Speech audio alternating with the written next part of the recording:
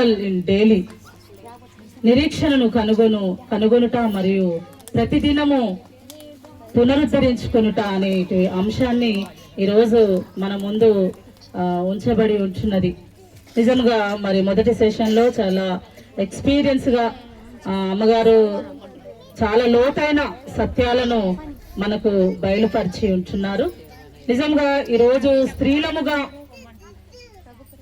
దేవుడు ఇచ్చినటువంటి ఈ ఆధిక్యతను మనం ఎంతగానో అనుభవిస్తున్నాం, ధన్యులమనే చెప్పవచ్చు. ఎందుకంటే ఆదిలో మరి దేవుడు పురుషుని గాను స్త్రీని గాను దేవుడు సృజించాను. ఇద్దరిని కూడా మరి సమానముగా దేవుడు సృజించినట్లుగా మనం చూస్తా ఉంటున్నాం. హిబ్రూలో ఎజర్ అనే మాటను మరి వాడబడినట్లుగా మనం చూస్తున్నాం. హై డిగ్నిటీ అనే పదాన్ని, హెల్పర్ అనే పదాన్ని, సాటి అయిన సహాయకారునిగా మరి స్త్రీని మరి దేవుడు ఈ లోకంలో మరి సృజించినట్లుగా. అందుకే ఆదికాండం 1వ అధ్యాయము 28వ వచనంలో మీరు ఫలించి అభివృద్ధి పొంది విస్తరించి భూమిని నిండించి దానిని లోపరుచుకొని దానిని ఏలుడి అని చెప్పేసి మరి దేవుడు సమానమైనటువంటి బాధ్యతను దేవుడు ఆదిలోని దేవుడు మనకు అనుగ్రహించి ఉంటున్నాడు. ఈరోజు మనము ధ్యానం చేస్తున్నటువంటి అంశం ఏంటంటే నిరీక్షణతో మరి నిరీక్షణ కలిగి ఉండడం, కనుగొనడం, కనిపెట్టుకొని ఉండడం. మనం చూసినటువంటి వాక్యం, మనకి ఇవ్వబడినటువంటి వాక్యం రాబో కాలం విషయమే. ఆమె నిర్భయముగా ఉండును. స్త్రీలమైనటువంటి మనకు కుటుంబంలోనేమి, వ్యక్తిగత జీవితంలోనేమి, సంఘంలోనేమి, సమాజంలోనేమి ఈ యొక్క వర్డ్ మనకు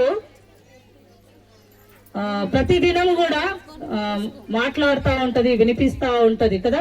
ఎందుకంటే ఈ రోజుల్లో చూసినట్లయితే స్త్రీలు చాలా ధైర్యముగా అన్ని పరిస్థితుల్లో మరి ఎదుర్కొంటూ అన్ని పరిస్థితులను కూడా మరి దాటుతూ ముందుకు వెళ్తున్నట్లుగా మనం చూస్తా ఉంటున్నాం. అయినప్పటికీ కొన్నిసార్లు మరి బలహీనతతో లేకపోతే కృషించినటువంటి పరిస్థితులు వచ్చినప్పటికీ దేవుని వాక్యము ద్వారా నిత్యము మనము నడిపించబడుతున్నామని దేవుని వాక్యము జ్ఞాపకం చేస్తా ఉంది. నిరీక్షణ అనగా కనిపెట్టుట, నిరీక్షణ అనగా కనిపెట్టుట, వేచియునుట, ఎదురు చూచుట, ఆశ కలిగి ఉండుట.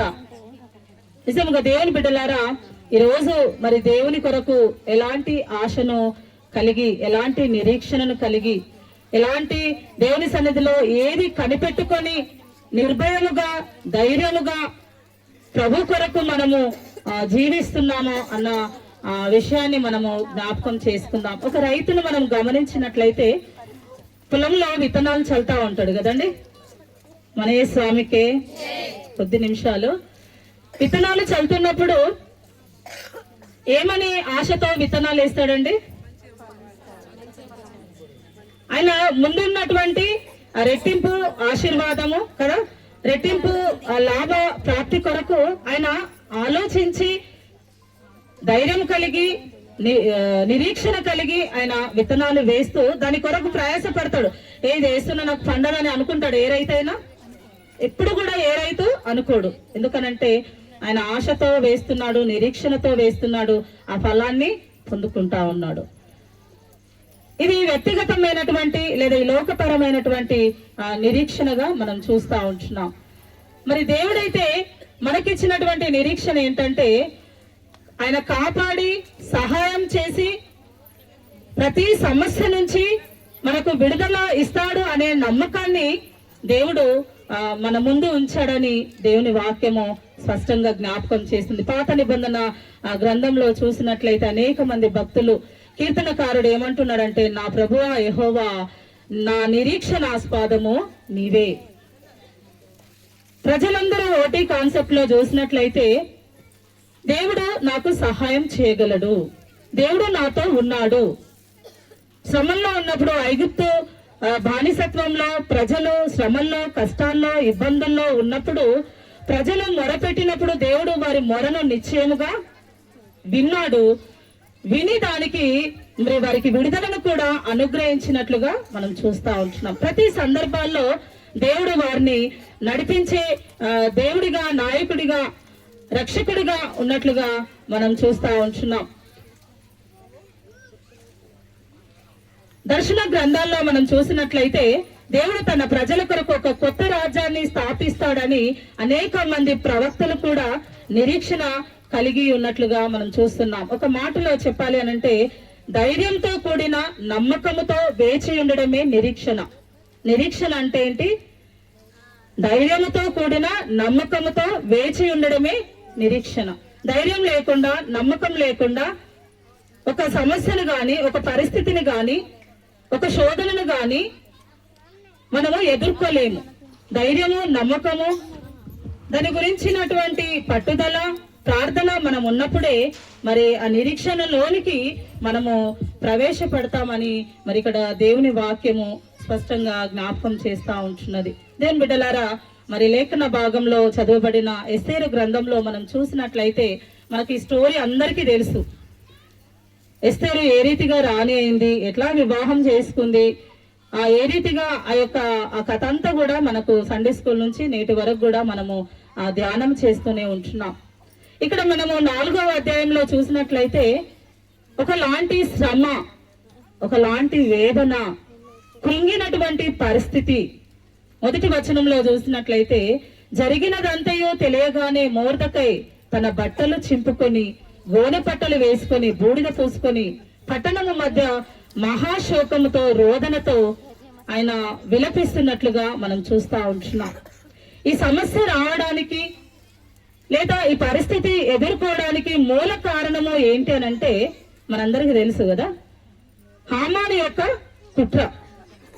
ఏమి ఆ కుట్ర అనంటే హామానుకు మరి మొర్దెకై నమస్కారము చేయకపోవడమును బట్టియే ఆయన ఏమని ఆలోచించినాడు. 3వ అధ్యాయంలో 13వ వచనంలో ఆధారాలు 12వ నెల 13వ దినమందు యవనులేమి, వృద్ధులేమి, శిశువులేమి, స్త్రీలేమి, యూదులందరినీ ఒక్క దినమే బొత్తిగా నిర్మూలం చేయాలన్న ఒక కంకణం కట్టుకొని ఆ ఆజ్ఞను జారీ చేయబడినది.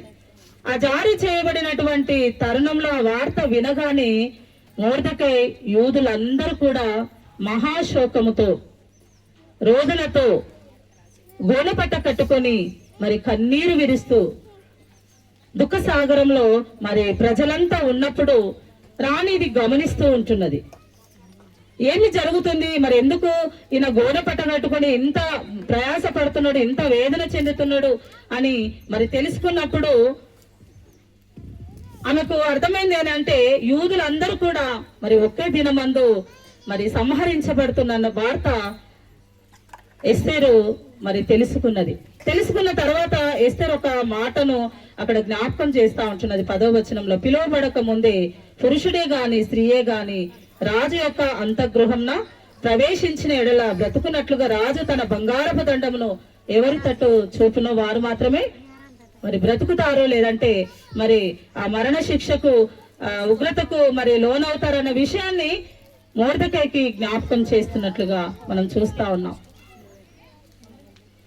శ్రమల్లో ఉన్నప్పుడు, శ్రమల యందు మనం ప్రయాణం చేస్తున్నప్పుడు కీర్తనకారుడు ఒక మాటను జ్ఞాపకం చేస్తున్నాడు 43:5లో. నా ప్రాణమా నీవేళ కృంగుచున్నావు, నీవేళ తొందరపడుచున్నావు, దేవుని యందు నిరీక్షణ ఉంచుము.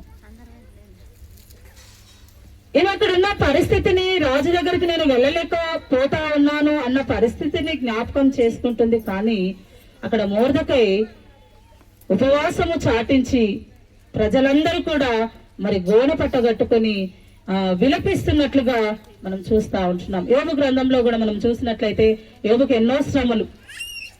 ఆ శ్రమలలో తన భార్య ఒక మాటను జ్ఞాపకం చేస్తుంది కదా, దేవుని దూషించి మరణము కమ్ము.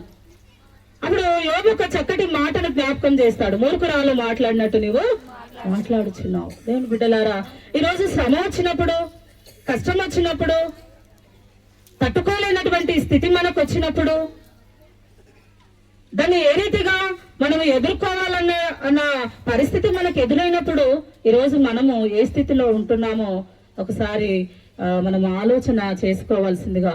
ఎందుకంటే రాబో కాలం విషయం మనం అందరము ఎలా ఉండాలంటే నిర్భయముగా ఉండాలి, ధైర్యముగా ఉండాలి, నిరీక్షణ కలిగి ఉండాలి, కృంగకుండా అలేయకుండా మరి దేవుని కొరకు మనము ఎదురు చూచే బిడ్డలముగా ఉండాలని మరి దేవుని వాక్యము జ్ఞాపకం చేస్తా ఉంటే, మరి రాజాజ్ఞ కూడా అలాంటి పరిస్థితి. ఎందుకనంటే రాజాజ్ఞను ఎవరు కూడా, తన భార్య అయినా సరే అక్కడ పిలువబడక ముందు ఎవరు కూడా ప్రవేశించడానికి వీలు లేదు. అలాంటి పరిస్థితిని మరి అక్కడ ఎస్తేరు ఎదుర్కొన్నట్లుగా మనము చూస్తా ఉంటున్నాం.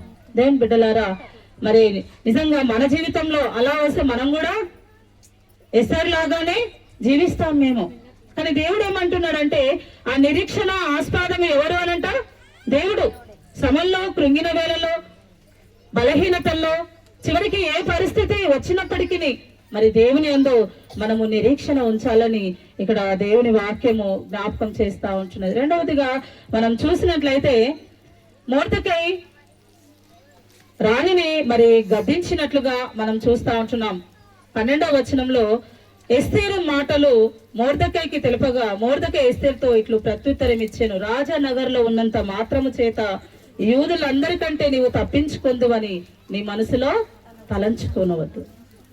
దేవుడు ఒక స్థితిని మనకు అనుగ్రహిస్తా ఉంటాడు. ఉన్నతమైన స్థితి కావచ్చు, మంచి భవిష్యత్తు కావచ్చు, దేవుడు ఒక మంచి ఆధిక్యతనే ఇవ్వచ్చు, లేదా కుటుంబంలోనేమి, సంఘంలోనేమి, సమాజంలోనేమి ఒక పాత్రగా మనల్ని నిలబెడుతున్నప్పుడు మనల్ని బట్టి దేవుని యొక్క ఉద్దేశం ఏంటిదో గ్రహించే వారంగా ఉండాలని ఈ వాక్యం ఈరోజు మనకు జ్ఞాపకం చేస్తా ఉంటున్నది. ఎస్తేరును గద్దించినప్పుడు ఆమె ఒకసారి ఆలోచనలోనికి వెళ్ళింది.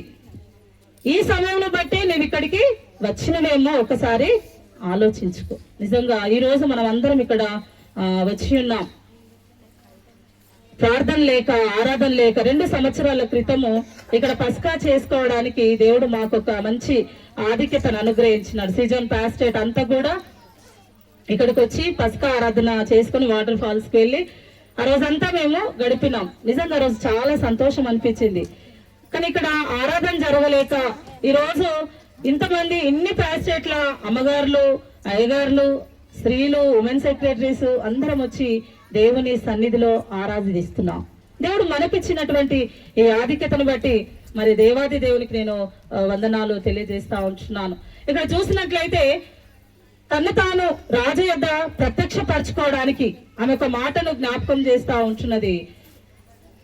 నీవు పోయి ఈ సమయం ముందు ఏమేమి మాట్లాడక మౌనంగా ఉన్నాడే ఎడల యూదులకు సహాయము విడుదల మరి ఒక దిక్కు నుండి వచ్చును గాని నీవును నీ తండ్రి ఇంటి వారును తప్పకుండా నశించుదురు. ఈ సమయంను బట్టి ఈ యొక్క స్థలములకు నీవు వచ్చినవేమో అని ఆలోచించుకొని మరి చెప్పగానే నిజంగా ఎస్తేరు తన జీవితాన్ని మార్చుకొని ఏదేమైనా సరే నేను నశించినా సరే 16వ వచనం చివరి భాగంలో ప్రవేశించుట న్యాయ వ్యతిరేక్తముగా నున్నను నేను రాజు వద్దకు ప్రవేశించుదును, నేను నశించినా నశించదు. డూ ఆర్ డై, నేను చనిపోవడానికి కూడా సిద్ధమే. ఎందుకనంటే తనకిచ్చినటువంటి ఆధిక్యత ఏందనంటే ఆ ప్రాంతంలో, ఆ దేశంలో, అన్య దేశంలో మరి రాణిగా దేవుడు ఆమెను అభిషేకించిన యూదులందరి పక్షాన అంత మటుకు 2వ అధ్యాయం 10వ వచనంలో చూసినట్లయితే మొర్దెకై ఎస్తేరుతో అంటాడు, నువ్వు ఎక్కడ కూడా యూదురాలు అని చెప్పకు అని చెప్తా ఉంటాడు. అందుకని ఆమె ఎప్పుడు కూడా నేను యూదురాలని మరి జ్ఞాపకం చేసినట్లు మనము చూడం. ఇక్కడ ఈ 4వ అధ్యాయంలో తను అనుకుంటా ఉన్నది ఏందనంటే నేను నశించినా నశించదను, నేను నా ప్రజల పక్షాన ఇదిగో నేను నిలబడి ధైర్యముగా ఉండి మరి దేవుని కొరకు నేను వాడబడతానన్న సంకల్పంతో ఆమె ఒక మాటను జ్ఞాపకం చేస్తున్నది. మీరందరూ నా నిమిత్తము 3 దినములు ఉపవాసం ఉండి ప్రార్థన చేయుడి. మన విశ్వాసము, మన నిరీక్షణ ఈ రీతిగా కొనసాగింపబడాలని దేవుడి సమయం ఆశపడతా ఉంటున్నాడు.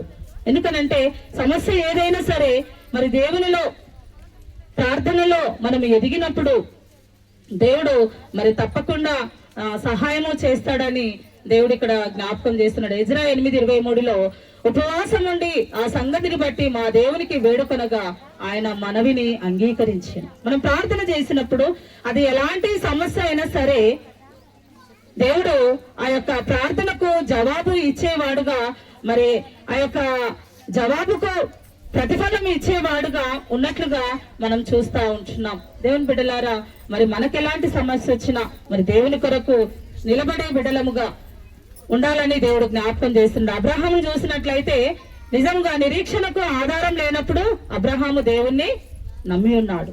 అదే అతనికి నీతిగా ఎంచబడినట్లుగా మనం చూస్తా ఉన్నాం. చాలా సంవత్సరాలు ఎదురు చూచినాడు నిరీక్షణకు ఆధారం లేనప్పుడు. మన ముందు మరి దేవుడు చక్కటి నిరీక్షణనిచ్చినాడు, చక్కటి జీవితాన్ని ఇస్తున్నాడు, చక్కటి రక్షణనిచ్చినాడు. రక్షణలో కొనసాగుతా ఉంటున్నాం, విశ్వాసముగా జీవిస్తున్నాం. దేవుని బిడ్డలారా, ఇంకా మనము మళ్ళీ పడిపోయే స్థితిలో ఉండకుండా మరి దేవుని కొరకు మనము జీవించాలని దేవుడు జ్ఞాపకం చేస్తున్నాడు. అన్న ప్రవక్తి గురించి మనందరికీ తెలుసు కదా. ఆమె బహు సంవత్సరములు వృద్ధాప్యంలో విధవరాలుగా ఉంటూ మరి చాలా సంవత్సరాలు దేవుని సన్నిధిలో గడిపినట్లుగా మనం చూస్తా ఉంటున్నాం. ఆమె వృద్ధాప్యంను బట్టి గాని, విధవరాలిగా ఒంటరితనాన్ని బట్టి గాని ఎక్కడ ఆమె బాధపడకుండా, ఆమె నిరీక్షణను మరి మరవకుండా, ఆమె వైద్యాన్ని పక్కకు పెట్టి ప్రభు కొరకు జీవించినట్లుగా మనం చూస్తా ఉంటున్నాం. అనేక మందిని కూడా ఆమె దేవుని సన్నిధికి నడిపించినట్లుగా, కనిపెట్టుకున్న వారిని అందరినీ కూడా ప్రభు గురించి ప్రభు సువార్తను ప్రకటించినట్లుగా మనము అన్న జీవితంలో మనం చూస్తా ఉంటున్నాం. దేవుని బిడ్డలారా, మనకు మరి ఇవ్వబడినటువంటి ఆధిక్యత ఈరోజు స్త్రీలముగా అన్ని గొప్ప గొప్ప విషయాలను మనం ధ్యానం చేసుకుంటున్నాం. మన కుటుంబంలోనేమి, సంఘంలోనేమి, మన వ్యక్తిగత జీవితంలో మనం ఎలాంటి నిరీక్షణను కొనసాగిస్తా ఉంటున్నాం ఈ దినమున. ఎస్తేరును చూసినట్లయితే, నేను చనిపోయినా పర్లేదు, నా ప్రజల కొరకు మరి నేను నిలబడతాను, నా ప్రజల కొరకు నేను వాడబడతాను, నేను దేవుని ప్రార్థన చేస్తాను, నేను రాజునొద్దకు వెళ్తానన్న ఆ గొప్ప నిరీక్షణతో ఆమె మరి ప్రార్థన చేసుకుని ముందుకు వెళ్ళినప్పుడు నిరీక్షణకు ప్రతిఫలముగా చట్టాన్ని మార్చగలిగినటువంటి ఆధిక్యతను దేవుడు ఆమెకు అనుగ్రహించినాడు. అంటే రాజు యొక్క చట్టము చేయబడ్డది మరణశిక్ష విధించాలని. ఆ చట్టాన్ని మార్చే అధికారం ఎవరికి లేదు, కానీ తిరిగి మరి యొక్క చట్టాన్ని రూపొందించడానికి మరి ఎస్తేరుకు ఒక అవకాశము ఉన్నట్లుగా మనము ఈ యొక్క 7-8వ అధ్యాయంలో మనం చూడగలుగుతా ఉంటున్నాం. ప్రార్థన ద్వారా రాజు దయను పొందుకుంది. 2 దినములు మరి రాజును మరి విందుకు ఆహ్వానించి, చాలా రాజు అంటున్నాడు ఆ సమయంలో కూడా, అమ్మ నీకు మరి రాజ్యంలో సగభాగము కావాలా అని అన్నప్పుడు అక్కడ రాణి ఏమని చెప్పింది? ఏమన్నా నాకు ఆస్తి కావాలి అని చెప్పిందా? ఎక్కడ కూడా ఆమె చెప్పలేదు. అయ్యా మరి రేపటి దినం కూడా విందుకు రండి అని ఆహ్వానించింది. అక్కడ కూడా మరి రాజు అడిగినప్పుడు, మేమందరము కూడా నా ప్రజలము, నేనును నా జనులను అమ్మబడిన వారము. అంటే మేమందరము కూడా మరణ శిక్షణకు లేదా శ్రమంలో మేమందరము కూడా అమ్మబడిన వారమని కన్నీళ్లతో మరి రాజు దగ్గర విజ్ఞాపన చేసినట్లుగా చూస్తా ఉంటున్నాం. దేవుని బిడ్డలారా, మరి అలాంటి పరిస్థితిలో కూడా రాజు దయను, కృపను పొందుకొని తన ప్రజలందరినీ కూడా రక్షించుకోవడానికి ఒక సమయస్ఫూర్తిగా, ఒక మంచి ఆలోచనతో తన ప్రజలను, యూదా జనాంగాన్ని మరి రక్షించుకున్నట్లుగా మనం చూస్తా ఉంటున్నాం. రూతు కూడా మనం గమనించినట్లయితే అతతో ఒక మాటను జ్ఞాపకం చేస్తా ఉంటున్నది కదా,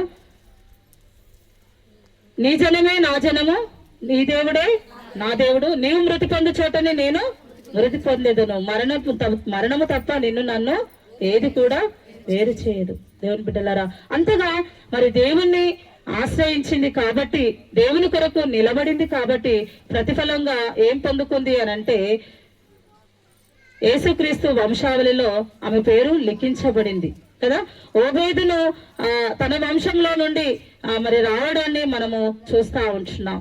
అంత గొప్ప ప్రతిఫలాన్ని నిరీక్షించడం ద్వారా ఆమె గొప్ప ప్రతిఫలాన్ని రూతు మరి పొందుకుంది. కానాను స్త్రీని కూడా మనం చూసినట్లయితే, ఆమె బిడ్డ కొరకు, స్వస్థత కొరకు యేసు ప్రభు దగ్గరకు వచ్చినప్పుడు, అయ్యా నా బిడ్డను కరుణించనంటే, పిల్లల రొట్టె తీసి కుక్క పిల్లలకు వేయట యుక్తము కాదు అని అన్నప్పుడు, నిజమే ప్రభువా, కుక్క పిల్లలు కూడా యజమానుని బల్ల కింద ఉన్న పిల్లలు ముక్కలు తినును కదా అని అక్కడ ఎంతో తగ్గించుకొని, అంటే ఆమెను తిరస్కరించడం అని కాదు, ఆమెను చిన్న చూపు చూడడం కాదు, కానీ అక్కడ ఉన్నటువంటి శిష్యుల మధ్య అక్కడ ఉన్న పరిస్థితులను గూర్చి ప్రభువు ఆమె విశ్వాసాన్ని పరీక్షించినట్లుగా ఆ మాటను అక్కడ మరి జ్ఞాపకం చేసినట్లుగా మనం చూస్తా ఉంటున్నాం. అయినా కూడా ఆమె ఏమంటుంది, నిజమే ప్రభు, ఆ కుక్క పిల్లలు కూడా యజమానుని బల కింద ముక్కలు పడి ఉన్న ముక్కలు తినును కదా. అంతగా తగ్గించుకోవడం ద్వారా నిస్సహాయ స్థితిలో దయ్యం పట్టిన వాళ్ళు ఎలా ఉంటారో మనందరికి తెలుసు కదా, అలాంటి స్థితిలో నుండి తన కుమార్తెను రక్షించుకోగలిగింది. ఎందుకంటే దావీదు కుమారుడని, ఆయన రక్షకుడని, ఆయన స్వస్థపరచగలడని ఆమె విని ప్రభు దగ్గరకు వచ్చి మరి ప్రభు యొక్క ఆ బహుమానాన్ని, ప్రతిఫలాన్ని పొందుకున్నట్లుగా మనం చూస్తా ఉంటున్నాం. దేవుని బిడ్డలారా, మరి ఈరోజు నిజంగా ఈ 1 డే రిట్రీట్ అంతటిలో కూడా మనము ఆరాధించడానికి, ప్రార్థన చేసుకోవడానికి అయ్యగారు ప్రతి నిమిషం కూడా ఈ స్థలం కొరకు ఆశ కలిగి ప్రార్థనలో మనల్ని నడిపిస్తా ఉంటున్నాడు. ఏంటనంటే మన నిరీక్షణ ఈ స్థలము కూడా రాబోయే దినంలో కదా అనేక మంది చేత నింపబడాలన్న ఉద్దేశముతో, ప్రణాళికతో మరి మనం అందరం కూడా ఈరోజు ప్రార్థన చేస్తున్నాం. అలాంటి నిరీక్షణలో మనం అందరం కూడా మరి కొనసాగాలని దేవుడు ఈ రోజు వాక్యం ద్వారా మనందరికీ మరి జ్ఞాపకం చేస్తున్నాడు. యేసు ప్రభు వారు కూడా మన కొరకు మరణించి తిరిగి లేచి తిరిగి మరలా రానుంటున్నటువంటి ఈ దినాల్లో విశ్వాసులముగా, దేవుని బిడ్డలముగా, క్రైస్తవులముగా, సేవకులముగా మనందరి నిరీక్షణ ఏంటంటే ఆయనతో కలిసి జీవించడం, ఆయన రాజ్యంలో మనము ఉండాలనే ఆశతో మనము ముందుకు మన విశ్వాస జీవితాన్ని కొనసాగిస్తూ ఉంటున్నాం. మరి ఈ నిరీక్షణలో మరి ఎంత మటుకు ఆయన విజయాన్ని పొందుకుంటున్నాం, ఆయన ప్రతిఫలాన్ని పొందుకుంటున్నాం, ఆయనలో ఏ రీతిగా మనము కొనసాగుతున్నామో ఒకసారి ఆలోచన చేసుకొని ప్రభు దగ్గరకు మన జీవితాలను సమర్పించుకొని ఆయన కొరకు బ్రతకడానికి దేవుడు తన కృప మనందరికి అనుగ్రహించును గాక. ఆమేన్. చిన్న ప్రార్థన చేసుకుందాం. పరిశుద్ధుడా, మంచి కాపరి, మీకు వందనాలు చెల్లిస్తూ కొద్ది మాటలను ప్రభు ధ్యానం చేయడానికి మీరు మాకిచ్చినటువంటి ఈ సమయంను బట్టి వందనాలు చెల్లిస్తూ వితబడిన మాటలు ప్రభు రాబోయే కాలము కొరకు మేము ధైర్యము వహించి నిర్భయముగా మరి తండ్రి ముందుకు కొనసాగే కృప మాకు అందించమని క్రీస్తు పేరటి ప్రార్థన వేడుకుంటున్నాను తండ్రి. ఆమేన్. అమ్మగారు థ్యాంక్ యూ. ఈ సమయంలో అందరం గట్టిగా చప్పట్లు కొడదాం.